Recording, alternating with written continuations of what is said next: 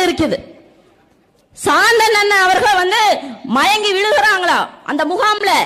முருகன் அண்ணன் மடியில போட்டு அவர் இறந்து விட்டார் என்று நினைச்சு முருகன் அண்ணன் அழுது இருக்கிறாங்க.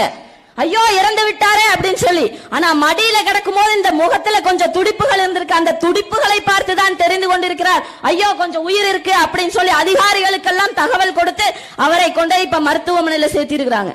நாங்க என்ன சொல்றோம், அவர்கள் உச்ச நீதிமன்றம் அரசியல் அமைப்பு சட்டத்திற்கு ஏற்ப விடுதலை செஞ்சு 15 மாதங்கள் ஆச்சு. அவர்களை இன்னும் இந்த சிறை கொட்டையில தனிமை சிறையில வச்சிருக்கிறீங்க. அவர்களுக்கு உடனடியாக அவர்களுக்கு நல்ல உணவு, அவர்களுக்கு நடைபயிற்சி மேற்கொள்ள வசதி, அதே போல தனிமை சிறையிலிருந்து மற்றவர்களை சந்தித்து பேசக்கூடிய வாய்ப்புகளை உடனடியாக வழங்கணும்னு கேட்டுக்கிறோம். அதை அரசாங்கம் செய்ய மறுத்தால் இந்த ஈழம் அகதிகள் முகாம் என்று வச்சு இவர்களை எல்லாம் தடுத்து வச்சிருக்கிறதுல 2026 ஜார்ஜ் கோட்டையிலே